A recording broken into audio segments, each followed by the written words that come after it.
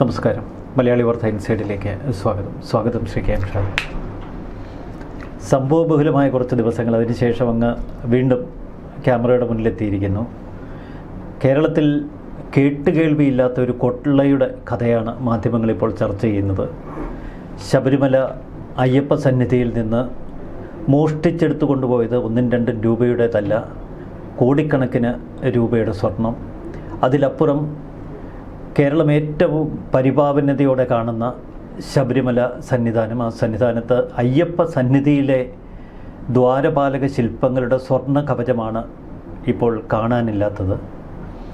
അതെടുത്തുകൊണ്ടുപോയ ഉണ്ണികൃഷ്ണൻ പോറ്റിയുടെ യാത്രാപഥമൊക്കെ മാധ്യമങ്ങൾ ചർച്ച ചെയ്യുമ്പോൾ ഏറെക്കുറെ വ്യക്തമാണ് കാര്യങ്ങൾ. കൃത്യമായി ആ സ്വർണ്ണ കവചങ്ങൾ മോഷ്ടിച്ച് കൃത്രിമ ചെമ്പുപട്ട തയ്യാറാക്കി അത് ചെന്നൈയിലെ ഒരു കമ്പനിയിൽ കൊടുത്ത് സ്വർണം പൂശി തിരികെ ശബരിമലയിൽ എത്തിക്കുന്നു. ഇതിന് പിന്നിൽ ഈ ഉണ്ണികൃഷ്ണൻ പോറ്റി എന്ന ബംഗളൂരുവിലെ ഒരു ശാന്തിക്കാരൻ മാത്രമാണോ, അതോ വലിയ അധോലോകം ഈ ഒരു തട്ടിപ്പിൽ, ഈ കൊള്ളയ്ക്ക് പിന്നിൽ പ്രവർത്തിച്ചോ? എന്താണ് അങ്ങയുടെ ഒരു വിശ്വാസം? ശിവൻ, ഇതിനകത്ത് ഏറ്റവും പ്രധാനപ്പെട്ടവും ഏറ്റവും എലിമെൻ്ററി ആയിട്ടുള്ളൊരു കാര്യം എന്ന് പറയുന്നത്, ഈ ഉണ്ണികൃഷ്ണൻ പോറ്റി എന്ന് പറയുന്നൊരു വിവാദ കഥാപാത്രത്തിന് ഒറ്റയ്ക്ക് ഇത് കൈകാര്യം ചെയ്യാൻ കഴിയും എന്നുള്ളത് ഏറ്റവും വലിയ അസംബന്ധം, ഏറ്റവും വലിയ ഫാഴ്സാണ്. കാരണം അയാളൊരു വ്യക്തി മാത്രമാണ്. ശബരിമലയുടെ ഭരണം നിയന്ത്രിക്കുന്നത് ദേവസ്വം ബോർഡാണ്. ആ ദേവസ്വം ബോർഡിൻ്റെ നേതൃത്വം രാഷ്ട്രീയ പാർട്ടിക്കാണ്. ആ ദേവസ്വം ബോർഡ് ഇപ്പോൾ കഴിഞ്ഞ 10 വർഷക്കാലമായി അത് ഭരിക്കുന്നത് കേരളത്തിലെ ഏറ്റവും പ്രധാനപ്പെട്ട പാർട്ടിയും സർക്കാരിന് നേതൃത്വം നൽകുന്നതായിട്ടുള്ള CPM ആണ്. ആ CPM നിയമിച്ച ഒരു വ്യക്തിയാണ് ദേവസ്വം ബോർഡിൻ്റെ പ്രസിഡൻറ്റ്. ഇതിനു മുമ്പ് അങ്ങനെയായിരുന്നു. പത്മകുമാർ ഉണ്ടായിരുന്നു, അനന്തഗോപൻ ഉണ്ടായിരുന്നു, എല്ലാം CPM നിയമിച്ചിട്ടുള്ളവരാണ്.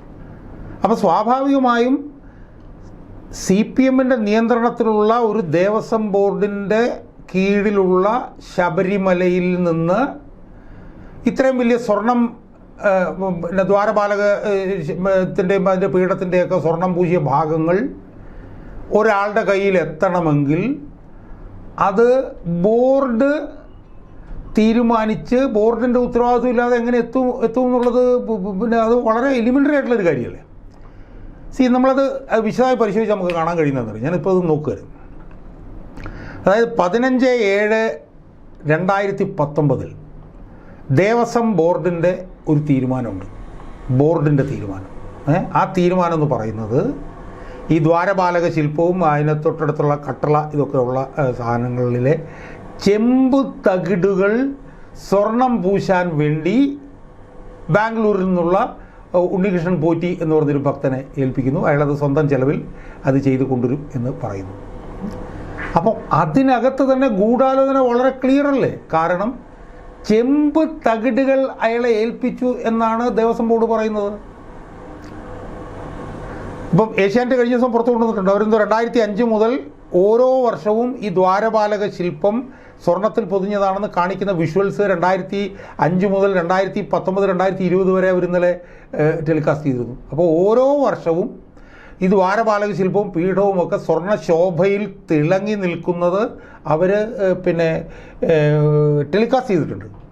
അപ്പോൾ ഇതിൽ നിന്ന് വരുന്നത് എന്താ? ഇതിൽ നിന്ന് വരുന്നത് 2019 ഈ ദ്വാരപാലക ശില്പവും ഈ വാതിലിൻ്റെ കട്ടളകളും ഈ പീഠവുമെല്ലാം സ്വർണത്തിൽ പൊതിഞ്ഞ് നിൽക്കുകയായിരുന്നു എന്നുള്ളതാണ്.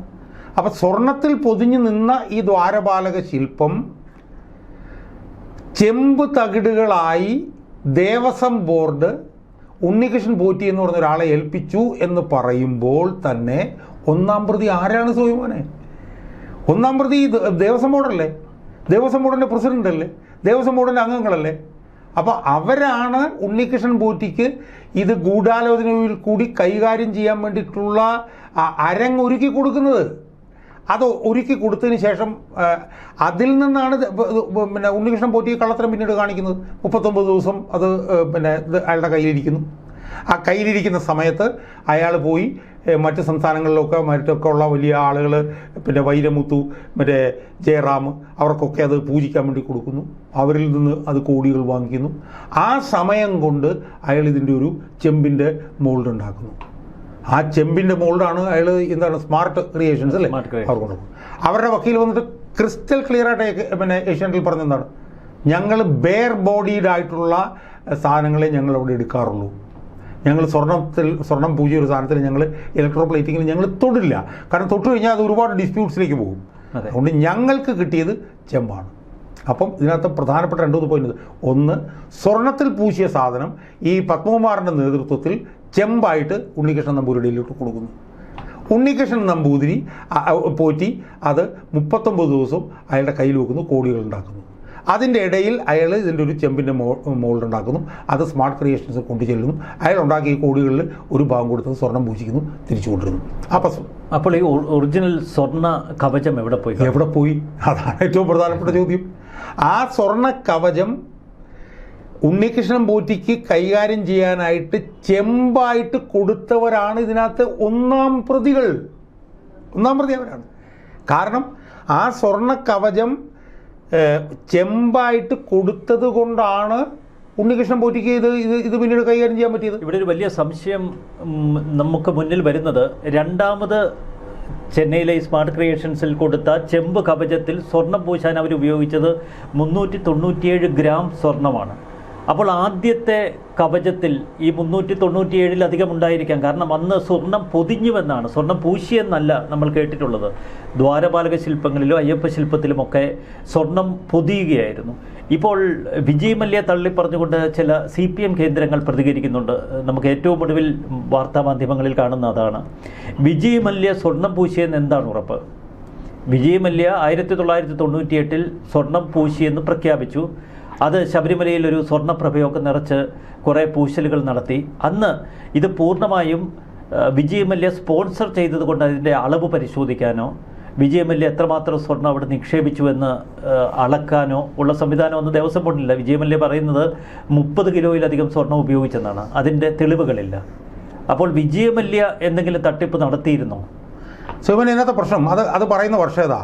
1998. ആരാ ഭരിക്കുന്നത്? അന്ന് ഇടതുപക്ഷം. 96 2001 ഇടതുപക്ഷമല്ല ഭരിക്കുന്നത്. അപ്പോൾ അതിൻ്റെ ഉത്തരവാദിത്വം ആർക്കാ? അപ്പോൾ വിജയുമല്ലേ അന്ന് തട്ടിപ്പ് നടത്തിയിട്ടുണ്ടെങ്കിൽ ആ തട്ടിപ്പ് നടത്തിന് ഉത്തരവാദിത്വം അന്നിരുന്ന ദേവസ്വം ബോർഡും അതിൻ്റെ പ്രസിഡന്റുമാണ്. അന്നത്തെ മറ്റൊരു തട്ടിപ്പ് കൂടി ഇപ്പോൾ പറയുന്നു. കാരണം അയ്യപ്പ ഭഗവാന്റെ മുകളിലുള്ള മേൽക്കൂര അത് ഇറിഡിയം പോലുള്ള അപൂർവ വസ്തുക്കളാൽ നിർമ്മിച്ചതായിരുന്നു. ആ മേൽക്കൂര നാഗത്തകിടെന്നൊക്കെയാണ് അന്ന് അവർ വിശേഷിപ്പിച്ചിരുന്നത്. അതിനെ പൂർണ്ണമായും വിജയ് മല്യയുടെ ആൾക്കാർ എടുത്തുകൊണ്ടുപോയാണ് പുതിയ സ്വർണം വെച്ച് ഈ മേൽക്കൂര പിടിപ്പിച്ചത്. അപ്പോൾ ഒറിജിനൽ മേൽക്കൂരയ്ക്ക് ഒരുപക്ഷെ കോടാനുകോടി മൂല്യമുണ്ടായിരിക്കാം. ഇനി അത് വിജയ് മല്യയുടെ ആൾക്കാരാണോ, ഇതുപോലെ ഏതെങ്കിലും ഉണ്ണികൃഷ്ണൻ പോറ്റിമാരാണോ എന്ന് എടുത്തുകൊണ്ടുപോയത്? ഇതിലും സംശയം. ലക്ഷ്മണൻ അത് വളരെ ക്ലിയറാണ്. അന്നും ഇടതുപക്ഷം തന്നെ അതിൻ്റെ ഉത്തരവാദിത്വം അവർ പറയേണ്ടി വരും. ഇന്ന് ഈ നിമിഷം വരെ പിന്നെ വിജയ് മല്യ 30 കിലോ ഉപയോഗിച്ച് സ്വർണം പൂശി പൊതിഞ്ഞു എന്നുള്ളത് സംബന്ധിച്ചിട്ട് യാതൊരു വിധത്തിലുള്ള തർക്കങ്ങളുണ്ടായിരുന്നില്ല. ഇല്ല, ദേവസ്വം ബോർഡിന്റെ രേഖകൾ ഇപ്പോൾ കണ്ടെടുത്തു. ഇന്നാണ് കണ്ടെടുത്തത്. ഇത്ര ദിവസം അതില്ലായിരുന്നു. അപ്പം അതിനകത്ത് ക്ലിയർ ആണ്. അതെ, ഒന്നാമത്തെ കാര്യം. രണ്ടാമത്തെ ഏറ്റവും പ്രധാനപ്പെട്ട പ്രശ്നം എന്താ? ഉത്തരവിൽ പറയുന്ന എന്താണ്? പിന്നെ ഉണ്ണികൃഷ്ണൻ പോറ്റി ബാംഗ്ലൂർ എന്ന് പറയുന്ന ഒരു ഭക്തനെ ഇത് ചെയ്യാൻ ഏൽപ്പിച്ചു. അയാൾ സ്വന്തം ചെലവിൽ ചെയ്തുകൊണ്ട് വരുമെന്ന് പറഞ്ഞു. ആരാണ് ഇയാൾ? ഇയാളെക്കുറിച്ചിട്ട് എന്ത് അന്വേഷണമാണ് CPMൻ്റെ ഈ ദേവസ്വം ബോർഡ് നടത്തിയിട്ടുള്ളത്? അയാൾക്കിത് കൊടുക്കുമ്പോൾ, അയാളിത് ചെയ്തുകൊണ്ട് വരും എന്ന് പറഞ്ഞ് കൊടുക്കുമ്പോൾ സ്വാഭാവികമായും ഇത് ഭക്തർ കൊടുത്ത സാധനം കൊണ്ടുണ്ടാക്കിയതല്ലേ. അതിൻ്റെ ഉത്തരവാദിത്വം ബോർഡിനില്ലേ? ബോർഡൊന്നുമില്ലാതെ ബ്ലൈൻഡായിട്ട് അയാൾക്ക് കൊടുക്കുകയാണ്. അപ്പോൾ സോമിന് ഇതിനകത്ത് പ്രധാനപ്പെട്ട പ്രശ്നം എന്ന് പറഞ്ഞു കഴിഞ്ഞാൽ, ഇത് അയാൾക്ക് കൊടുത്തത്, അയാൾക്കിത് കയ്യിൽ വെക്കാൻ അവസരം കൊടുത്തത്, ഇതൊന്നും തന്നെ നമ്മൾ ഈ മൊത്തം സംവിധാനവും CPMൻ്റെ സംവിധാനമൊക്കെ നോക്കുമ്പോഴത്തേക്കും ഇതൊന്നും തന്നെ ഉണ്ണികൃഷ്ണൻ പോറ്റിയെ സ്വന്തമായിട്ട് കൈകാര്യം ചെയ്യാൻ CPM അനുവദിക്കുന്നതെന്ന് ഞാൻ വിശ്വസിക്കുന്നു. ഉണ്ണികൃഷ്ണൻ പോറ്റി അത്ര നിസ്സാരക്കാരനല്ല. മുഖ്യമന്ത്രി പിണറായി വിജയനൊപ്പം, കടകംപള്ളി സുരേന്ദ്രനൊപ്പം, കോൺഗ്രസിൻ്റെ നേതാവ് സോണിയാഗാന്ധിക്കൊപ്പം, അടൂർ പ്രകാശിനൊപ്പം, അങ്ങനെ നിരവധി രാഷ്ട്രീയ നേതാക്കൾക്കൊപ്പം അദ്ദേഹം ഫോട്ടോയ്ക്ക് പോസ്റ്റ് ചെയ്യുന്നു. അത്തരം ഫോട്ടോകളൊക്കെ ഇപ്പോൾ സമൂഹ മാധ്യമങ്ങളിൽ വൈറലാണ്. ഈ ഫോട്ടോകൾ ബംഗളൂരുവിലും മറ്റ് വിദേശങ്ങളിലുമുള്ള ധനികരെ അദ്ദേഹം കാണിക്കും.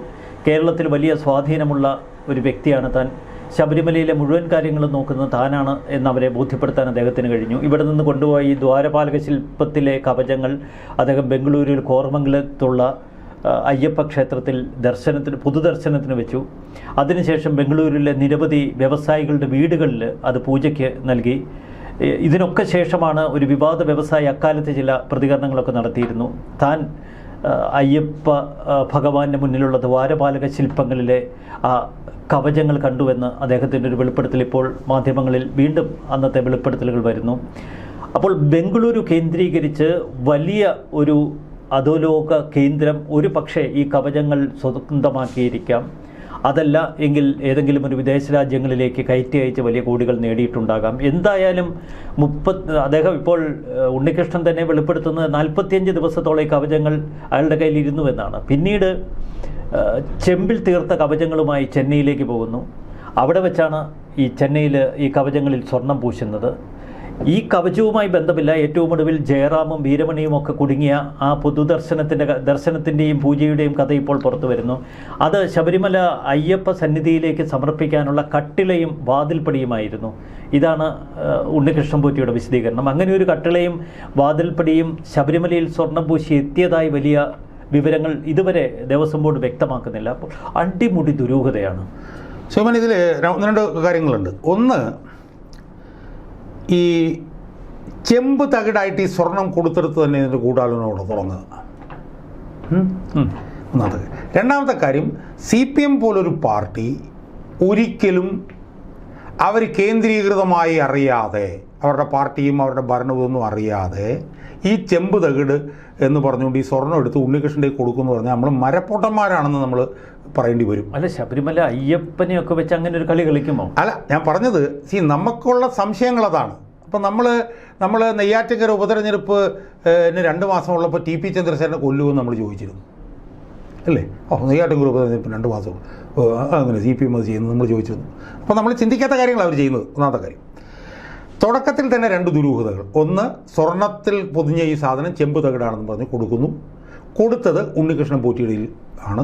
അയാളിത് കൈകാര്യം ചെയ്തുകൊണ്ടിരിക്കുന്നത്. അപ്പോൾ ഇതൊന്നും CPM പോലൊരു പാർട്ടി കേന്ദ്രീകൃതമായി അറിയാതെ ഇത് പത്മകുമാർ എടുത്തിട്ട് പത്മകുമാർ മാത്രം അറിഞ്ഞ് പിന്നെ ഉണ്ണികൃഷ്ണൻ പോറ്റിയെടുത്ത് കൊടുത്തു എന്ന് പറഞ്ഞു കഴിഞ്ഞാൽ നമ്മൾ പൊട്ടന്മാരാണെന്ന് വിചാരിക്കും. 2 ദിവസം മുൻപ് G. സുധാകരൻ ഒരു പ്രസ്താവന നടത്തിയിരുന്നു.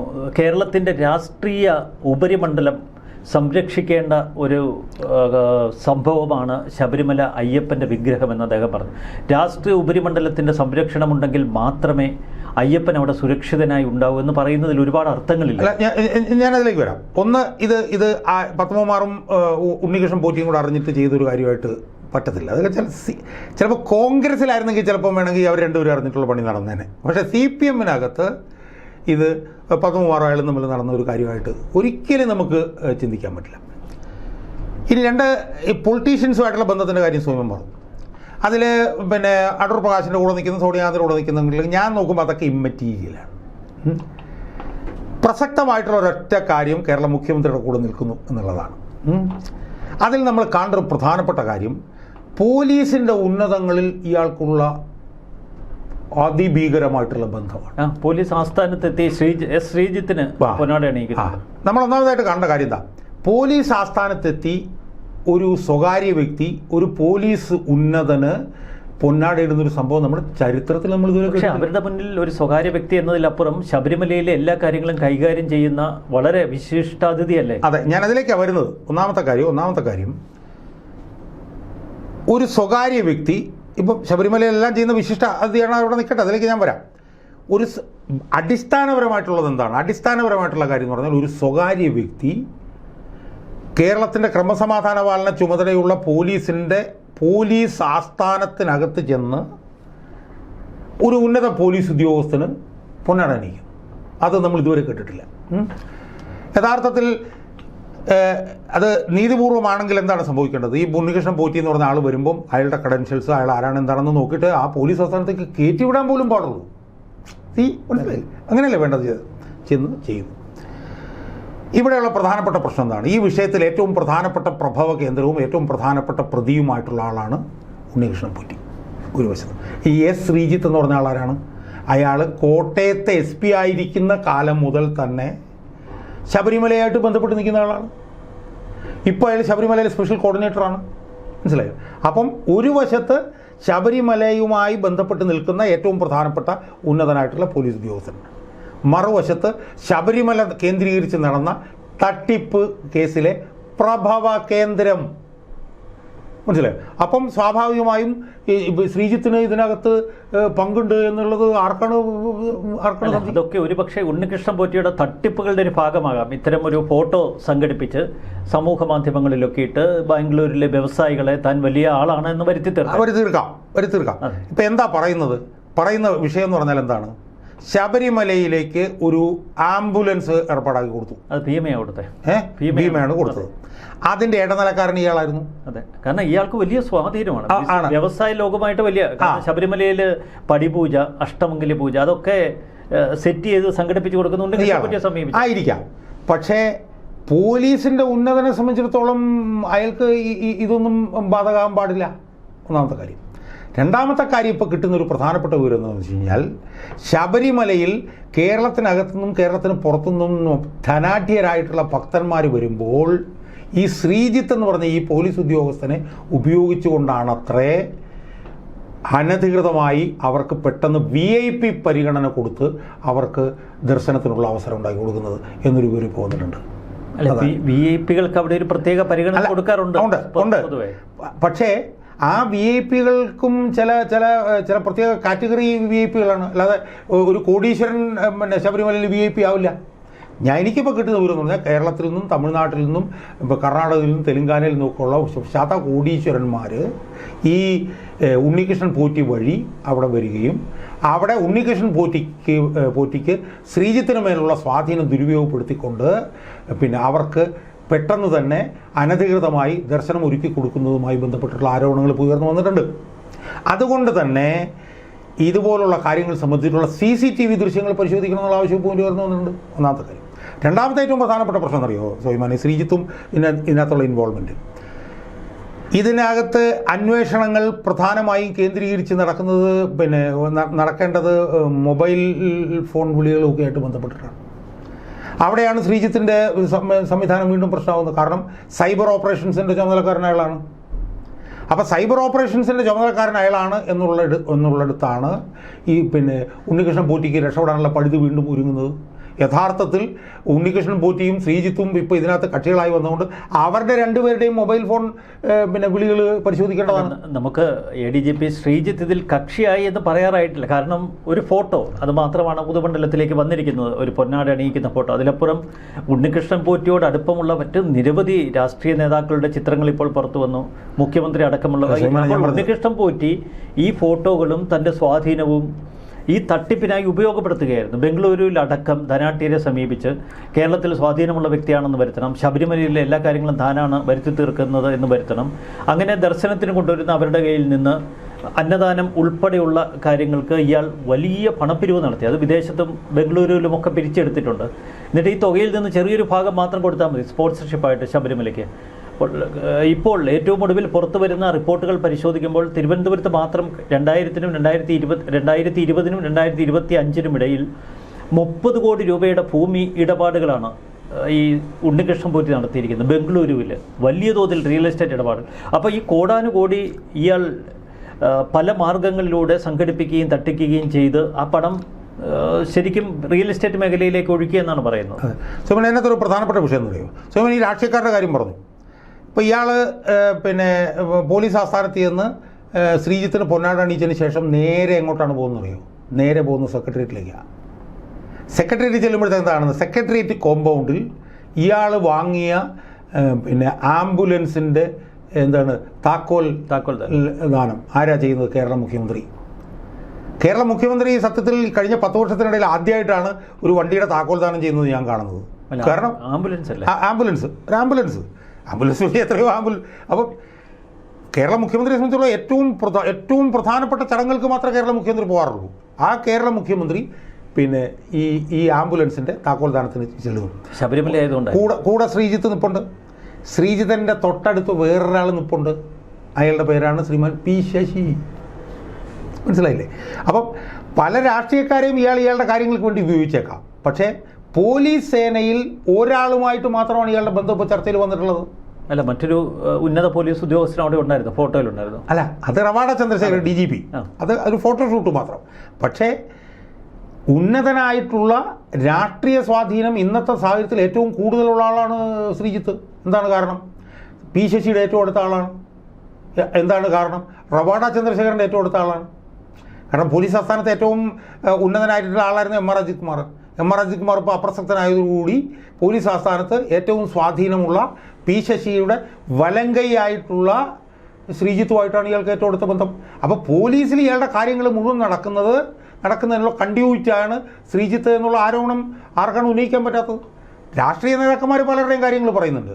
പക്ഷേ കേരളത്തിൽ രാഷ്ട്രീയ നേതാക്കന്മാരുമായിട്ട് അടുപ്പമൊന്നും പറഞ്ഞിട്ട് ഫോട്ടോ കാണിക്കണമെങ്കിൽ ഇന്ന് പിണറായിയുടെ ഫോട്ടോ മാത്രമല്ലേ കാണിച്ചിട്ട് കാര്യം. അല്ല, സോണിയാഗാന്ധിയുടെയോ അല്ലെങ്കിൽ എന്താണ് അടൂർ പ്രകാശിൻ്റെയൊക്കെ ഫോട്ടോയ്ക്ക് പല വില എവിടെയുണ്ട്. നമുക്ക് 2019 തിരിച്ചു നോക്കുമ്പോൾ അന്ന് ഉയർന്നു വന്ന ഒരു സ്വർണ്ണക്കള്ളക്കടത്ത് വിവാദം, പിന്നീട് വന്ന ലോക്സഭാ തെരഞ്ഞെടുപ്പ്, ഇപ്പോൾ 2026 തെരഞ്ഞെടുപ്പിൽ എത്തി നിൽക്കുമ്പോൾ വീണ്ടും ഒരു സ്വർണ്ണ വിവാദം, ഒപ്പം ശബരിമല. 2019 നമ്മൾ ശബരിമല വിശ്വാസ സമരത്തിന് ശേഷം ശബരിമല ആയിരുന്നു അന്ന് ഏറ്റവും വലിയ വിഷയമായി ഉയർന്നു നിന്നത്. അപ്പോൾ ഇതൊക്കെ തമ്മിൽ വലിയൊരു ബന്ധം തോന്നുന്നു. ഞാനത് കൺക്ലൂഡ് ചെയ്യുന്നതിന് ഞാനൊരു കാര്യം പറയാം. സ്വയം നേരത്തെ ജി സുധാകരൻ്റെ കാര്യം ചോദിച്ചല്ലോ. ജി സുധാകരൻ 3.5 വർഷം ഇരുന്നു. ആ സമയത്ത് നമ്മളൊരു വിവാദവും കേട്ടിട്ടില്ല. ജി സുധാകരൻ മാറുന്നു, കടകംപള്ളി സുരേന്ദ്രൻ വരുന്നു. 2-3 കാര്യങ്ങൾ നമ്മൾ കാണണം. ഒന്ന്, കേരളത്തിൽ ഏറ്റവും കൂടുതൽ വരുമാനമുള്ള ക്ഷേത്രമാണ് ശബരിമല. എന്ത് ദേവസ്വം ബോർഡാണ്? ശബരിമല ദേവസ്വം ബോർഡാണോ അതോ തിരുവിതാംകൂർ ദേവസ്വം ബോർഡ്? ഈ തിരുവിതാംകൂർ ദേവസ്വം ബോർഡിൻ്റെ ചെയർമാൻ ആരാ? ഇന്നലെ കോൺഗ്രസിൽ നിന്ന് ഏതൊരു പയ്യൻ, ഒരു പയ്യൻ, അതായത് മറ്റേ നെയ്യാറ്റിൻകര നെടുമങ്ങാടം കണ്ട സ്ഥാനാർത്ഥിയായിരുന്നു ഒരു പയ്യൻ, കോൺഗ്രസ് നിന്ന്. അയാളെ പിടിച്ചിട്ടാണ് തിരുവിതാംകൂർ ദേവസ്വം ബോർഡ് പ്രസിഡന്റ് ആക്കി. ഇനി ഗുരുവായൂർ ദേവസ്വം ബോർഡിൻ്റെ പ്രസിഡന്റ് ആരാ നമ്മൾ കേട്ടിടത്തോളം? CPM നിന്ന് പുറത്തു പോയി ഒരു സംഘടന ഉണ്ടാക്കിയിട്ട് CPM തിരിച്ചു വന്ന ഒരു ഭിക്ഷാന്തകി MR മുരളി. ഇനി കൊച്ചി ദേവസ്വം ബോർഡിൻ്റെ പ്രസിഡന്റ് ആരാ? RSS നിന്ന് വന്ന OK വാസു. അപ്പോൾ ഇതിനകത്തൊരു ഒരു ട്രെൻഡ് നമ്മൾ കാണുന്നുണ്ട്. എന്താണ് സ്വയമോനെ? വമ്പൻ വരുമാനമുള്ള ക്ഷേത്രങ്ങളുടെയൊക്കെ ദേവസ്വം ബോർഡിൻ്റെ പ്രസിഡൻ്റായിട്ട് വരുന്നവർ ഭരണകൂടത്തിന് അല്ലെങ്കിൽ ഭരണാധികാരിക്ക് അല്ലെങ്കിൽ ഭരണം നിയന്ത്രിക്കുന്ന ഏകഛത്രാധിപതിക്ക് കൈകാര്യം ചെയ്യാൻ പറ്റുന്ന പാർട്ടിക്കാരല്ലാത്ത ആളുകൾ. അതിനകത്തൊരു ചെറിയ ഒരു സംശയത്തിൻ്റെ ലക്ഷണം. 1. 2, ദേവസ്വം മന്ത്രിമാരങ്ങൾ നോക്കൂ. പക്ഷെ ഇവിടെ PS പ്രശാന്ത് ഈ ഉണ്ണികൃഷ്ണൻ പോറ്റിക്ക് ബത്ത വൈരിയായി നിൽക്കുകയാണ് തുടക്കം മുതൽ. അല്ല സോയ്മോനെ, അതൊക്കെ അപ്രസക്തമല്ലേ സോയ്മോനെ? കാരണം ദേവസ്വം ബോർഡല്ലേ ഉണ്ണികൃഷ്ണൻ പോറ്റിക്ക് ഇത് കൊടുത്തത്. പഴയ ദേവസ്വം ബോർഡ്.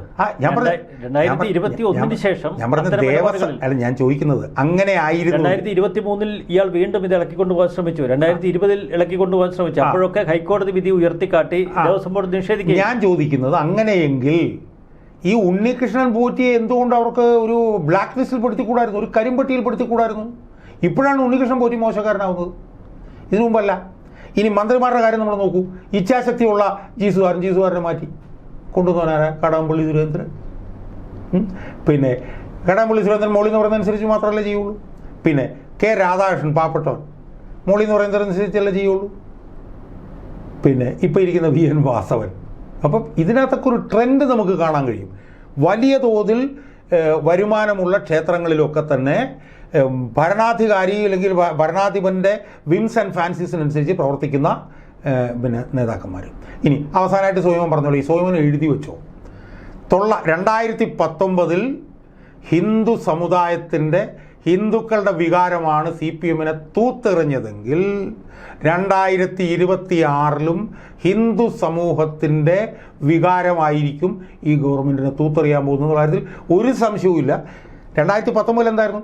2019 സ്ത്രീപ്രവേശനവുമായി ബന്ധപ്പെട്ട് ആചാരലംഘനവുമായി ബന്ധപ്പെട്ട്. ഇപ്പോഴത്തെ സ്ഥിതി എന്താ? അതിനേക്കാൾ ഭീകരമാണ്. എന്താണ് സ്ഥിതി?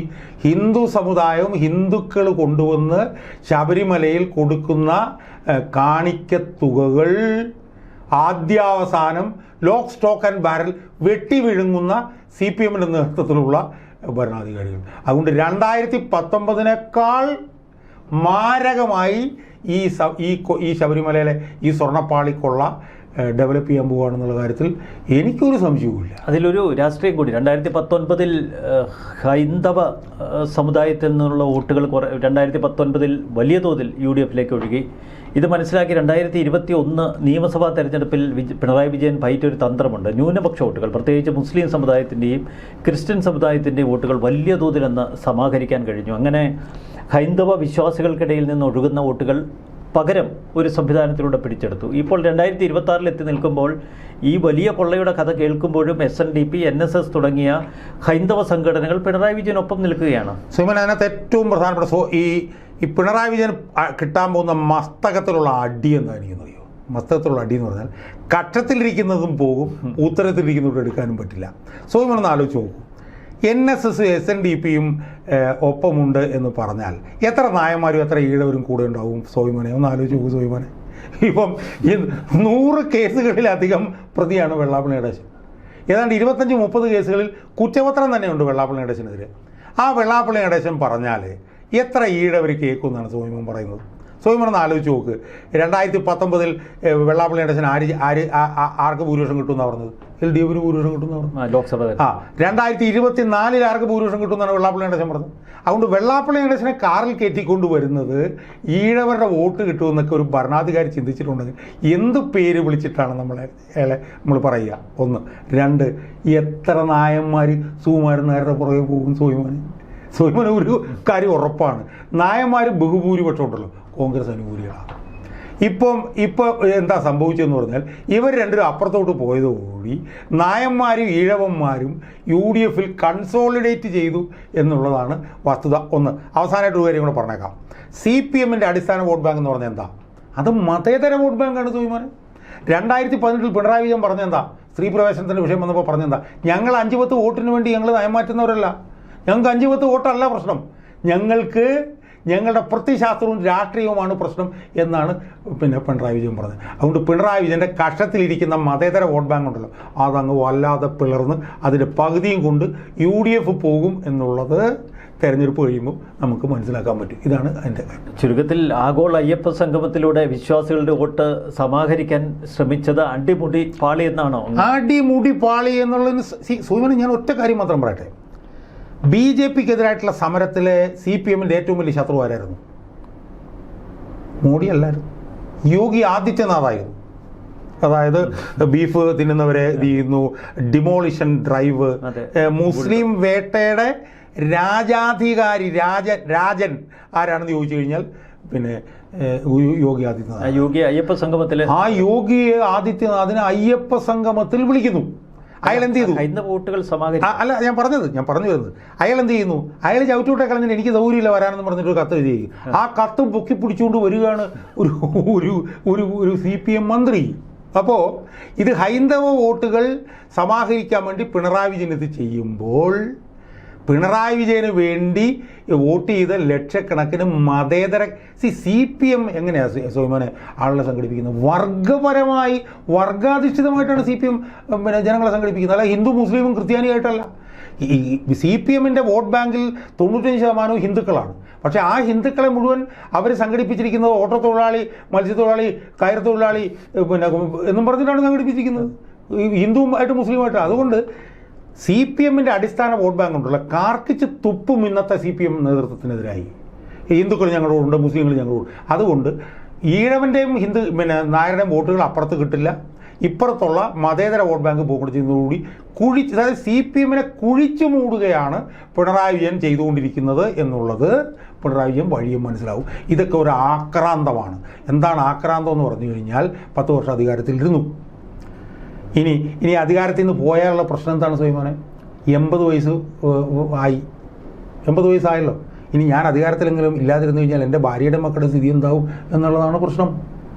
ഇപ്പം മാസപ്പടി കേസിൽ ഒക്ടോബർ 28, 29 എന്ന് പറയുന്നത് നിർണായകമാണ്. എന്താണ്? ഡൽഹി ഹൈക്കോടതിയിൽ ഒരു കേസ് കിടപ്പുണ്ട്. എന്താണ്? SFI അന്വേഷണം നിർത്തിവെക്കണമെന്ന് പറഞ്ഞിട്ടാണ് കേസ്. ആ കേസ് ഒക്ടോബർ 28, 29 ഫൈനൽ വിധി വരാൻ പോകുക ഡൽഹി ഹൈക്കോടതി. ആ ഡൽഹി ഹൈക്കോടതിയിൽ SFIയുടെ അന്വേഷണം തുടരട്ടെ എന്ന് ഡൽഹി ഹൈക്കോടതി ഒരു വിധി പ്രഖ്യാപിച്ച് എന്താ സംഭവിക്കുന്നറിയോ? തൊട്ട് പിറ്റേ ദിവസം മകൾക്ക് നോട്ടീസ് പോവും. മാസപ്പടി കേസ് സുപ്രീം കോടതി ഉണ്ടല്ലോ. അല്ല, സുപ്രീം കോടതിയിൽ ഇപ്പോൾ തള്ളിക്കഴിഞ്ഞിട്ട് സുപ്രീം കോടതി ചെന്ന് കഴിഞ്ഞാൽ അവരെ അടുപ്പിക്കുക പോലുമില്ല. ഞാൻ പറഞ്ഞു വരുന്നത്, ഇത് എത്ര നാളെന്ന് പറഞ്ഞ് തടയാൻ പറ്റും? 10 കോടി രൂപ മുടക്കിയെന്നാണ് ഷോൺ കഴിഞ്ഞ ദിവസം എന്നോട് പറഞ്ഞത്. കപിൽ സിബലിനും വേറെ ഇവിടെ ഏതോ ഒരുത്തം വന്നു, അവനും കൂടെ 2 കോടി രൂപ, 8 കോടി രൂപ KSIDC. ഇതെല്ലാം കൂടെ സുപ്രീം കോടതിയിലോട്ട് ഇന്ന് ചവിട്ടോട്ടിലോട്ട് കളയും. അപ്പോൾ ആ ആശങ്ക ഇയാളെ വല്ലാതെ ബാധിക്കുക. കാരണം ഇയാൾ പോയാൽ ഇയാളുടെ മക്കൾക്കും കുടുംബത്തിനൊക്കെ. അപ്പോൾ ആ ആശങ്കയിൽ നിന്നാണ് ഇയാൾ ഈ അയ്യപ്പ സംഗമം, ഇയാൾ ഈ ന്യൂനപക്ഷ സംഗമം എന്നൊക്കെ പറഞ്ഞിറങ്ങുന്നത്. ഇതെല്ലാം കൂടെ ചേർന്ന് പാലസ്തീൻ ഐക്യദാർഢ്യം ചെയ്യുന്നു. പക്ഷേ ഈ പറഞ്ഞതുപോലെ ഈ ശബരിമല ഉണ്ടല്ലോ, എടുത്തിട്ട് ചതയ്ക്കും ഈ സർക്കാരിനെയും പിണറായി വിജയനെയും CPM എന്നുള്ളത് നമുക്ക് കുറച്ച് നാളുകൂടെ കഴിഞ്ഞ് ഒരു 6-7 മാസം കൂടെ കഴിഞ്ഞാൽ നമ്മൾ കാണാൻ പോണ പൂരമായിരിക്കും എന്നുള്ള കാര്യത്തിൽ ഒരു തർക്കവുമില്ല. തീർച്ചയായിട്ടും. വളരെ നന്ദി ശ്രീ KM ഷാജഹാൻ. നന്ദി, നമസ്കാരം.